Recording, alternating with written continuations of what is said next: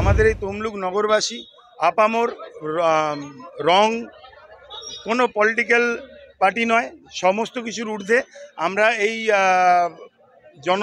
জনগণের গর্জন আমরা এটা তৈরি করতে পেরেছি।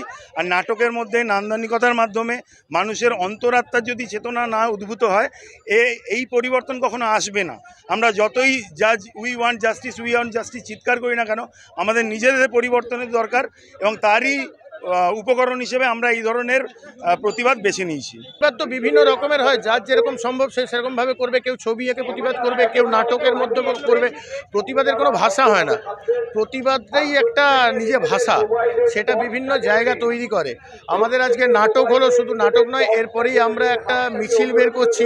আবার আমরা শেষে আবার আমরা নাটকটা দিয়ে আবার শেষ করব এবং সঙ্গে আমাদের শুধু নাটক বা মিছিল নয়, সঙ্গে গানও হবে। জায়গাটা বেঁচেছি প্রথমত বীরাঙ্গনা মাতঙ্গিনী হাজরার পাদদেশ থেকে আমরা শুরু করব বলে, কারণ আমাদের এই মাটি থেকেই প্রথম আন্দোলনের সৃষ্টি। সেখানে যদি আমরা এখানটায় না দাঁড়িয়ে করতে পারি এখানের মানুষ হয়ে, তাহলে আমাদের এই জায়গাটাই বৃথা।